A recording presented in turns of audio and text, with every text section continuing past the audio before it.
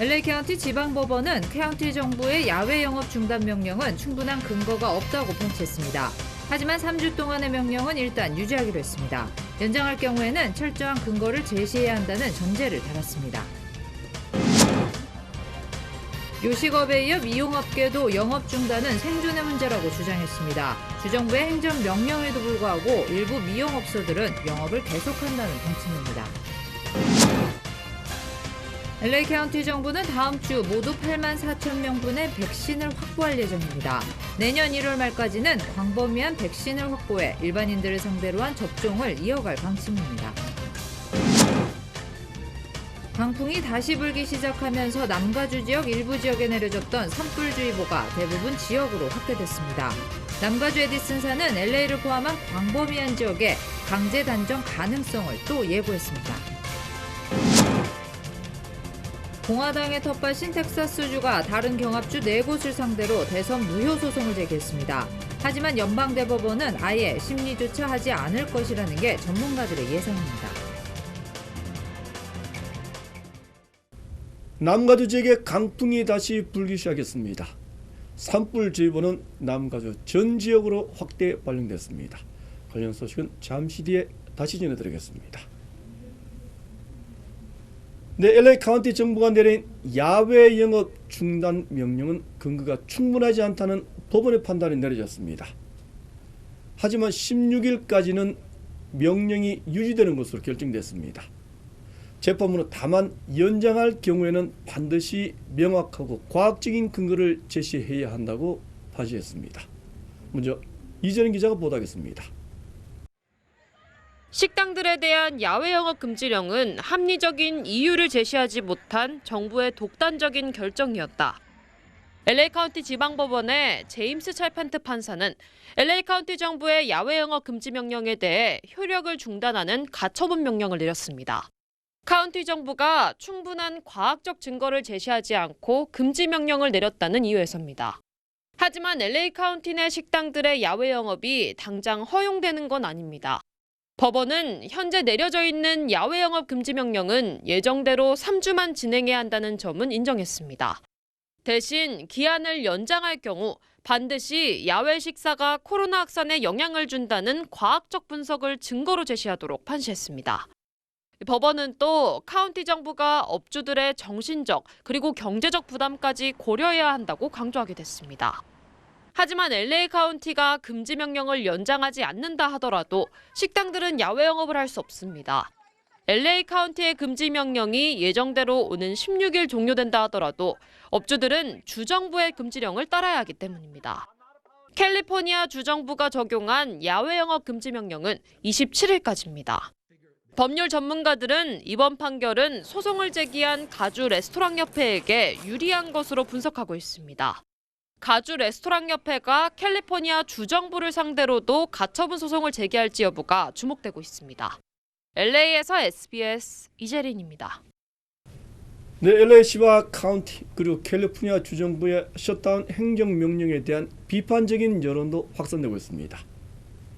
LA 타임스는 정부의 행정명령이 봉쇄에만 치중한 나머지 지역 주민들의 신뢰를 상실하고 있다고 주장했습니다.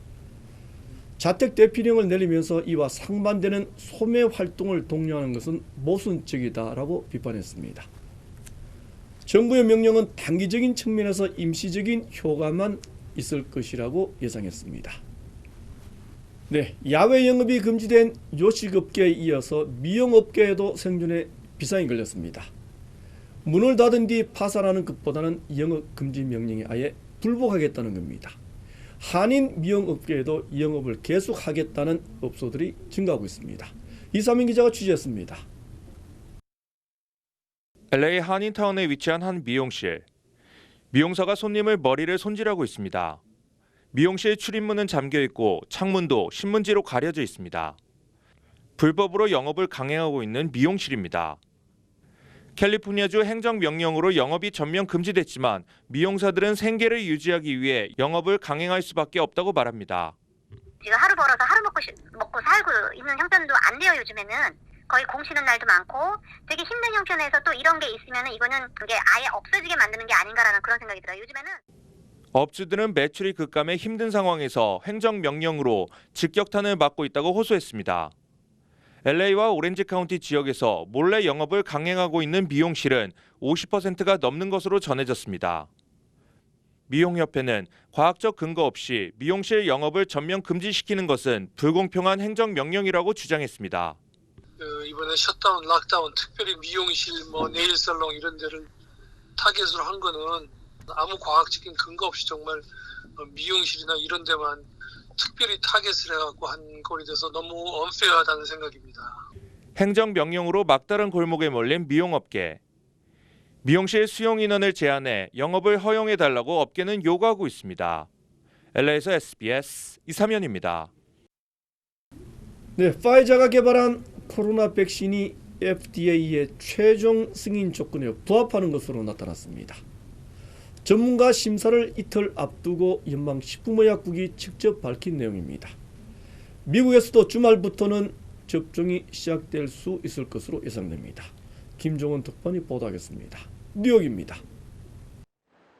미국의 제약회사인 파이자의 백신은 영국에선 접종이 시작됐지만 정작 미국에선 아직 사용 승인이 나지 않았습니다. 하지만 최근 하루 사망자가 평균 2,200명에 달하는 등 정점이었던 지난 4월과 비슷한 수준까지 상황이 악화하면서 보건당국의 발걸음이 바빠졌습니다. 현지 시간 10일 FDA는 외부 전문가 회의를 열어 파이자 백신의 안정성과 효능을 심사한 뒤 긴급 승인 여부를 최종 결정합니다.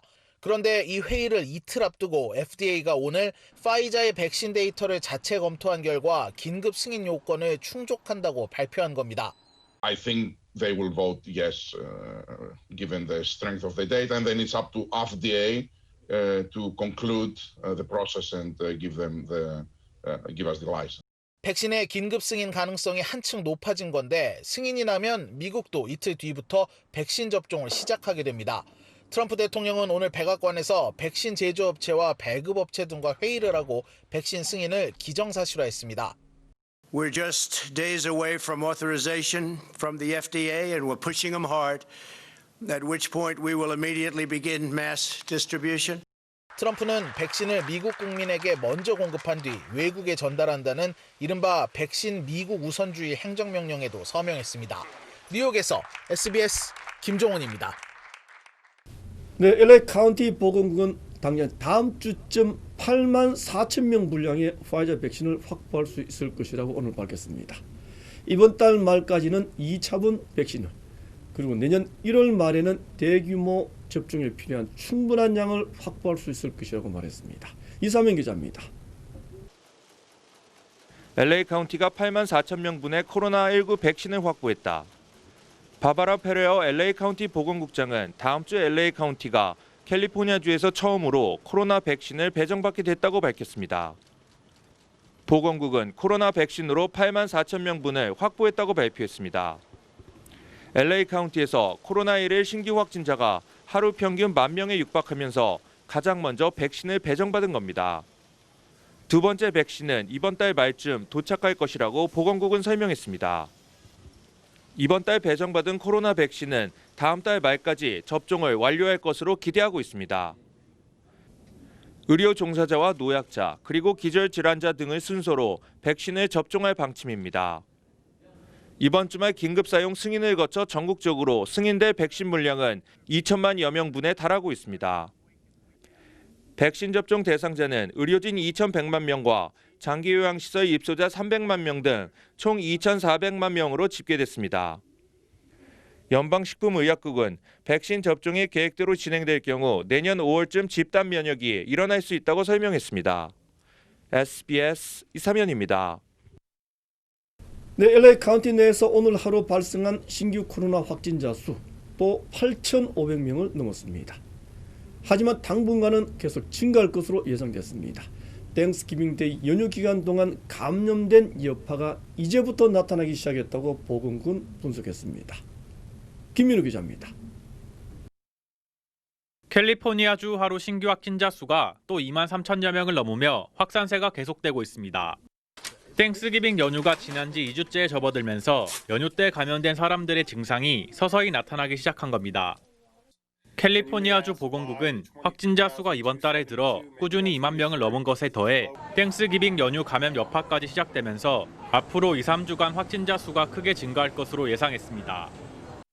현재 주 전체 코로나 입원 환자는 하루 새 513명이 추가돼 모두 11,511명으로 최고치를 기록했습니다. 중환자 수도 2,500명을 넘은 것으로 집계됐습니다. LA 카운티도 하루 추가 확진자 수가 8,000명을 넘으며 땡스기빙 연휴 감염 여파 조짐이 보이기 시작했습니다. 5일 평균 확진자 수는 8,993명을 기록했는데 땡스기빙 다음 날 기록했던 확진자 수보다 2배 가까이 높은 것으로 집계됐습니다. 보건국은 입원 환자 수가 일주일 사이 1,000명 가까이 늘면서 카운티 내 처음으로 3,000명을 넘어섰다고 지적했습니다. 중환자 남은 병상 비율도 10.1%로 낮아졌습니다. 바바라 퍼레어 LA 카운티 보건국장은 현재 지역사회 내 감염 사례가 크게 증가했다며 감염으로부터 보호하는 조치들을 무시하는 것은 무책임하고 위험한 짓이라고 경고했습니다. 오렌지 카운티는 이를 신규 확진자가 1,671명이 발생했고 946명이 병원에 입원 중인 것으로 집계됐습니다. LA에서 SBS 김민우입니다. 네, 서방 세계에서 가장 먼저 코로나 백신을 맞은 일반인, 바로 영국에 거주하는 올해 90살의 할머니입니다. 코로나 바이러스가 처음으로 보고된 이후 정확히 343일 만입니다. 김정기 기자입니다. 코로나19 백신의 첫 접종자로 선정된 90살의 키는 할머니가 화이자 백신 주사를 맞자 의료진들이 박수를 칩니다. If I can do it, well, so can you. So do, please go for it. 백신 주사를 놓은 간호사는 터널의 끝에서 빛이 보이는 느낌이라고 말했습니다. 영국 전역의 50개 병원에서 코로나19 백신 접종이 시작됐습니다. 80세 이상 고령자와 요양원 근무자, 의료진 등이 우선 접종 대상자로 앞으로 일주일 이내에 첫 접종을 받고 3주 뒤 재접종을 받게 됩니다. 영국 정부는 첫 접종을 위해 40만 명분의 화이자 백신을 공급받은 데 이어 연내 추가로 200만 명분의 백신을 들여올 예정입니다. 보리스 존슨 영국 총리는 트위터를 통해 백신 개발을 위해 노력한 모든 이들에게 감사드린다고 밝혔습니다. 세계 첫 일반 접종인 만큼 영국 보건당국은 혹시 있을지 모를 백신 부작용의 촉각을 곤두세우고 있습니다. SBS 김정기입니다. 네, 남가주 일부 지역에 내려졌던 산불주의보가 전 지역으로 확대됐습니다. 국립기상청은 오늘 밤 10시까지 산불주의보가 발령된 상태지만 내일까지 강풍은 이어질 것으로 예상했습니다. 습도도 5%에서 10%까지 매우 낮은 상황입니다. 남가주 에디슨사는 LA 카운티 지역을 포함해 모두 5만여 가구의 강제 단전 가능성이 있다고 설명했습니다. 네, 뉴스 계속하겠습니다. 공화당 텃밭인 텍사스주가 경합주 4곳을 상대로 대선 무효 소송을 연방대법원에 제기했습니다. 다른 주에 대한 대선 소송에 연방대법원은 아예 심리조차 하지 않을 가능성이 높다고 합니다. 이재린 기자입니다. 텍사스 주정부가 오늘 경합주들을 상대로 대선 무효 소송을 제기했습니다. 펜실베니아와 조지아, 위스콘신, 그리고 미시간주 등 바이든 당선인이 승리한 4개 주입니다. 켄 팩스턴 텍사스주 법무장관은 이들 4개 주가 코로나 팬데믹 상황을 이용해 대선 투표 절차를 위헌적으로 변경했다고 주장했습니다. 대법원이 4개 주의 대통령 선거인단 투표를 연기해야 한다고 말했습니다. 텍사스주의 이번 소송에 대해 펜실베니아 법무장관은 말도 안 되는 사기라고 강조했습니다. 데이나 네슬 미시간주 법무장관도 정치적 이목을 끌기 위한 홍보 행위에 불과하다고 비판하기도 했습니다. 법률 전문가들은 연방 대법원이 이번 소송을 심리하지 않을 가능성이 크다고 진단했습니다. 다른 주의 대선 결과를 문제 삼고 선거인단 투표까지 제동을 거는 건 이례적인 소송이라는 설명입니다. 조지타운 법대의 폴 스미스 교수도 텍사스주가 다른 주의 개표 방식과 선거인단 투표에 대해 불만을 갖는 것은 적법한 이유가 없다며 정신 나간 짓이라고 강력히 비판했습니다. SBS 이재린입니다. 네, 다음 소식 전하겠습니다. 중국에 석탄을 수출해왔던 해운업체 6곳. 선박 4척이 미 재무부에 제재 대상에 추가됐습니다. 모두 북한 업체들입니다. 중국에 대한 압박도 강화하고 있습니다. 김윤수 특파원이 전하겠습니다. 미국 재무부 해외자산통제실은 북한의 석탄 수송과 관련해 6개 업체와 선박 4척을 제재한다고 밝혔습니다. 평양과 중국, 홍콩, 베트남 등에 있는 무역회사와 해운사, 그리고 이 회사들과 연계된 선박 등이 제재 대상에 올랐습니다. 지난 2017년 7월 유엔 안보리 결의에 따라 북한산 석탄 수출은 전면 금지된 상태입니다. 미 재무부는 석탄 수출이 북한의 대량 살상무기 프로그램을 지원하는 주된 수입원이라며 북한 정권이 이를 위해 수용소 강제노동까지 동원하고 있다고 지적했습니다. 미 재무부는 특히 중국에 주소를 둔 업체가 계속해서 대북제재 위반 활동에 관여하고 있다면서 중국 당국이 이들 업체에 대한 조치에 나서야 한다고 강조했습니다. 앞서 미 국무부는 석탄을 실은 화물선이 북한과 중국을 오가는 모습이 포착된 위성사진을 공개했습니다. 지난 1년 동안 북한의 대중국 석탄 밀수출액은 3,500억 원에서 4,400억 원 정도인 걸로 추산됐습니다. 미 국무부는 북한과 중국 사이의 불법 거래를 겨냥해 대북제재 회피 사례를 제보하면 최대 500만 달러를 포상하는 인터넷 사이트를 개설하기도 했습니다. 임기가 40여일밖에 남지 않은 상황이지만 트럼프 행정부는 최근 대북 제재를 고리로 대중국 압박 수위를 한껏 높이고 있습니다. 워싱턴에서 SBS 김유수입니다. 네, LA 다운타운 지역에 비어있는 상업용 건물에서 또다시 불이 났습니다. 노숙자와 관련된 화재 가능성이 높다고 합니다. 주요 한인사회 소식을 정리했습니다. 한인타운 청소년회관 KYCC가 오는 10일 저녁 6시 온라인 자선 무료 콘서트를 개최합니다. KYCC는 매년 LA 다운타운 월트 디즈니홀에서 개최해온 자선 콘서트를 온라인으로 진행한다고 밝혔습니다. 이번 콘서트에는 한인 코미디언 PK 진행의 배우 전조와 아이돌 그룹 드리핀, 한인 바이올리니스트 안중성, 한인 유튜브 스타 클라라씨 등 다양한 스타들이 출연할 예정입니다. 대한항공이 LA 인천 간 낮 시간 왕복 항공편을 1회 증편합니다. 대한항공은 현재 수, 금, 일요일 주 3회로 운항되는 LA 인천 K2017, 018의 운항이 다음 달 1일부터는 월, 수, 금, 일요일로 1회 더 늘어난다고 밝혔습니다. 한편 시카고 인천 간 왕복 항공편은 1회 간편됩니다. 뉴욕시 교육국이 코로나 검사를 받지 않은 교사들에게 강력한 징계를 예고했습니다. 교육국은 교사노조 회원 교사가 건강상의 특별한 이유 없이 코로나 검사를 거부할 경우 학생과 교직원을 위험에 빠뜨리는 행위로 간주해 무급 정직 처분을 내리겠다고 발표했습니다. 버지니아주에서 실시하는 렌트비 모기지 구제 프로그램 신청 마감이 오는 30일로 다가왔습니다. 주정부는 코로나19 장기화로 렌트비와 몰기지 비용을 감당할 수 없는 가정과 주택 소유주를 위한 구제 프로그램으로 해고를 당하거나 근무시간 단축, 한 가구당 수입이 지역 중간소득의 80% 이하 등의 경우 신청할 수 있다고 밝혔습니다. 워싱턴 대학에서 엔젤레이크까지 운항되는 시애틀 경전철이 러시아워 때의 운행을 줄입니다. 사운트랜짓은 운행 요원들이 부족해 오전 오후 출퇴근 러시아어의 배차 간격을 기존 8분에서 12분으로 늘리기로 했다고 밝혔습니다. 네, 중국의 짝퉁 제품 이미 널리 잘 알려진 사실입니다. 그런데 요즘에는 고가의 유명한 예술 작품까지 짝퉁 제품을 마구 만들어내고 있다고 합니다. 최고은 기자 취재했습니다. 나무를 엮거나 폭에서 만든 공과 테이블. 세계적인 조각가 이재효의 작품들입니다. 그런데 중국 대형 온라인 쇼핑몰 타오바오에서 이 작가의 작품을 베낀 작품들이 팔리고 있습니다. 작가와 스태프 사진까지 무단으로 올려놓고 영업하고 있습니다. 이 작품의 경우 가격은 200만 원 정도, 원작품의 약 50분의 1 정도입니다. 이게 그 중국에서 만든 건지 내 작품인지 구분을 잘 못해요. 작가는 내니까 알지 남들은 모르죠. 짝퉁을 파는 업체에 전화했더니 사진만 있으면 뭐든 만들어준다고 합니다.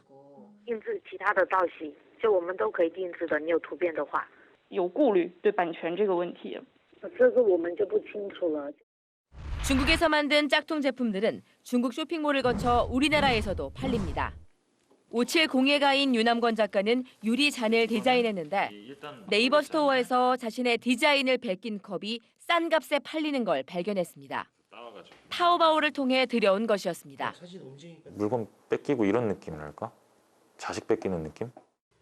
우리나라와 중국 등 179개 나라는 문화예술 저작물 보호를 위한 베른 협약 가입국입니다. 개별 국가에서 인정받은 저작권은 모든 가입국이 인정해야 하지만 중국은 중국에서 저작권을 따로 등록하거나 인증받으라고 요구하고 있습니다. 손해를 배상받으려면 소송을 해야 하는데 개인이 감당하긴 쉽지 않습니다. 현재로선 외국에서 저작권을 침해한 상품이 판매되는 걸 알면 저작권위원회의 권리를 위임해 현지 판매 사이트를 삭제하도록 하는 게 현실적인 방법인데 문화체육관광부는 내년부터 소송 시 비용 일부를 지원하는 방안을 추진하고 있다고 밝혔습니다. SBS 최고은입니다. 네, 한국의 10가구 중에 3가구는 혼자 사는 1인 가구라는 통계가 공개됐습니다. 소득은 전체 가구 평균 소득의 36% 정도에 불과했습니다. 화강윤 기자입니다. 강희진 씨는 아르바이트와 취업 준비를 병행하며 혼자 살고 있습니다. 공공임대에서 살지만 임대료 부담은 만만치 않습니다. 생활비나 이런 부분도 혼자 산다고 해서 뭐 적게 드는 것도 아니고 월세나 이런 부분에서 또 부담이 또 크죠. 같이 사는 것보다는. 1인 가구는 꾸준히 늘고 있습니다. 지난해 기준으로 전체 가구 중에 1인 가구의 비중은 30%를 넘긴 것으로 나타났습니다. 1인 가구의 연소득은 2,116만 원으로 전체 가구 평균의 36%에 그쳤습니다. 10가구 가운데 8가구는 연소득 3천만 원 미만입니다. 상대적으로 소득과 자산이 적다 보니 1인 가구의 절반 가까이는 월세로 생활하고 있습니다. 자가 비율은 전체 가구의 절반 수준에 불과합니다. 전세 낼 돈이 있어야지 늙은이들이 돈이 있어야 전세로 들어가지. 그러니까 이게 말하자면 사월세요. 사월세 사는 게요. 때문에 1인 가구가 가장 필요하다고 답한 주거 지원 대책은 전세자금 대출이었습니다. 이어서 월세 보조와 장기 공공임대 확대를 꼽았습니다. 아직까지는 연령별로 20대 1인 가구가 가장 많은데 고령화와 비혼, 만혼 등으로 1인 가구의 연령대와 지역별 편차도 커질 전망이어서 이에 맞는 주거 대책 마련이 중요해졌습니다. SBS 화강윤입니다.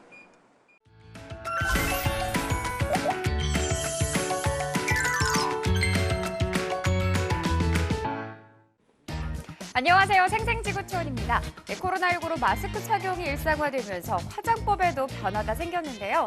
눈 화장에 더 많은 신경을 쓰게 되면서 쓸모를 잃은 립스틱을 이렇게도 씁니다. 립스틱을 쭉 빼서 거침없이 컬러를 들이댑니다. 베어내고 자국을 남겨가며 한참을 주무르자 파리의 상징 에펠탑이 탄생하는데요. 러시아 예술가의 솜씨입니다. 친근한 화장품을 소재를 사용해 일반인들이 미술에 보다 쉽게 다가서길 바라는 마음에서 선보인 거라는데요.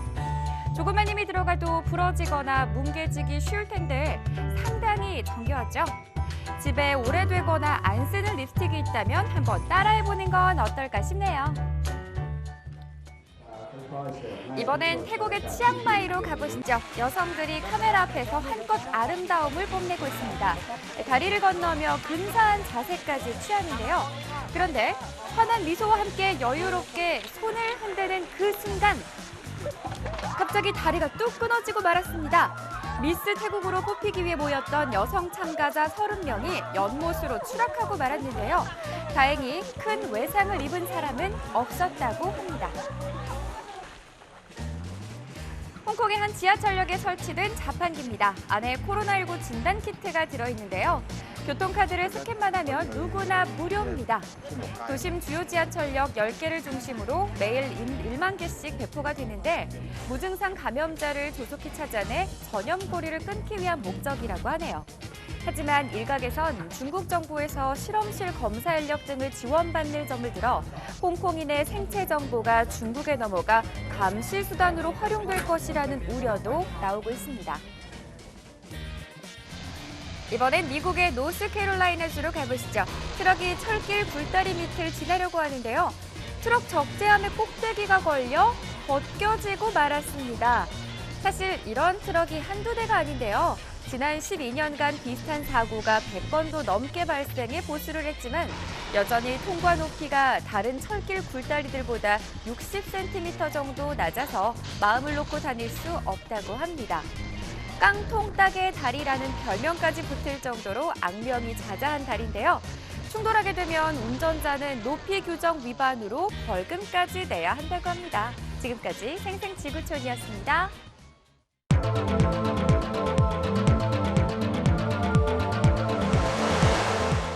네, 한국의 공수처법 개정안이 국회 법사위원회를 통과했습니다. 하지만 민주당이 단독 처리한 법사위 회의장은 난장판이 되어버렸습니다. 날치기 구태가 재현됐습니다. 박하정 기자입니다. 최대 90일까지 하게 돼 있는 안건조정위원회를 민주당은 다수결로 1시간여 만에 끝냈습니다. 공수처장 추천에서 야당 거부권을 무력화하는 공수처법 개정안은 곧바로 법제사법위 전체 회의에 상정됐습니다. 법안 토론도 생략. 지금 토론을 진행할 상황이 아니므로 토론을 종결하겠습니다. 아닙니다, 위원장님. 토론을 종결하는 게 어딨어요, 지금? 토론할 수가 없잖아요. 이 법안에 찬성하시는 의원님들은 기립해 주십시오. 회의 10분 만에 의결까지 마쳤습니다. 항의 방문한 국민의힘 주호영 원내대표가 윤호중 법사위원장이 의사봉을 잡지 못하게 오른손을 잡아챘고 이 과정에서 의사봉이 바닥에 떨어졌습니다. 다시 주워든 의사봉을 왼손으로 겨우 두드려야 했습니다. 법안을 시행하면 비용이 얼마나 들지 따져보거나 의원들 동의하에 생략하는 절차를 건너뛰었다가 나중에 추가하기도 했습니다. 옆에서 이렇게 시끄럽게 하셔서 제가 이 생략을 했습니다. 국민의힘은 명패도 반납하고 회의장을 박차고 나갔습니다. 이제부터 오늘부터 법사위 없어요. 다 더불어 독재하세요. 공수처법 개정안은 이제 오늘 본회의 처리만을 앞두고 있습니다. SBS 박하정입니다. 네, 재판부 사찰 의혹에 대한 수사를 진행 중인 대검 감찰부. 이제는 오히려 수사를 받을 처지가 됐습니다. 절차를 위반한 위법 행위가 드러났다는 것이 대검찰청의 판단입니다. 법무부는 반발했습니다. 배준우 기자입니다. 조남관 대검찰청 차장검사는 오늘 오전 대검 감찰부가 진행하고 있는 윤석열 총장 관련 판사 사찰 의혹 수사를 서울 고등검찰청에 이관하라고 지시했습니다. 공정하게 수사가 진행돼야 하는데 절차와 법을 어긴 정황이 있다며 수사를 중단시킨 겁니다. 보고 절차도 없이 윤 총장을 성명 불상자로 입건했고 대검 압수수색 과정을 법무부 측에 수시로 알려준 정황이 통신기록으로 확인됐다며 구체적 사례까지 제시했습니다. 조남관 차장검사는 이에 대한 진상조사까지 서울 고검에 맡기며 대검 감찰부가 수사 대상이 될 수 있음을 시사했습니다. 법무부는 즉각 유감을 표명하며 반박에 나섰습니다. 서울 고검에 사건을 배당한 건 사실상 윤 총장의 지시나 다름없다며 대검이 진상조사에 나선 것 자체가 대검 감찰부 수사에 개입한 거라고 비판했습니다. 그러자 대검이 재반박에 나섰습니다. 공정성 확보 차원에서 특임검사 임명 승인을 요청했지만 법무부가 소극적 입장을 보여 서울 고검에 불가피하게 배당했다며 지금이라도 사건의 중대성을 감안해 특임검사를 승인해달라고 요청했습니다. 윤 총장은 이 사건에 대해 회피 결정을 내려 어떠한 보고도 받지 않았다는 점도 강조했습니다. 모레 징계위원회의 핵심 쟁점인 판사 사찰 의혹과 관련해 어제 법관 대표들이 대응하지 않기로 한 데 이어 대검 감찰부 수사도 중단된 상황. 법무부가 필요한 조치를 강구하겠다고 밝혔는데 추미애 장관이 수사지휘권 행사 같은 초강수를 둘 거란 관측도 나오고 있습니다. SBS 배준우입니다. 경합주 네곳을 상대로 한 대선 불복 무효 소송이 또 제기됐습니다. 이번에는 공화당 텃밭인 텍사스주가 제기했습니다. 다른 주에 대한 소송 제기는 아예 이해할 수 없다. 연방대법원은 심리조차 하지 않을 것. 대부분 전문가들의 반응이자 예상입니다. 현재까지 벌인 소송전에서 트럼프 대통령 측의 성적은 34패, 그리고 단 1승이었습니다. 일부에서는 군을 동원한 부정수사 가능성까지 예견하고 있습니다. 불가능한 일 같지만 지금까지 부리고 있는 트럼프 대통령의 목리를 감안하면 전혀 불가능한 것도 아니라는 생각입니다. 어쩌다가 미국이 이 지경까지 왔는지 정말 부끄러울 따름입니다. 이부터 마치겠습니다. 고맙습니다.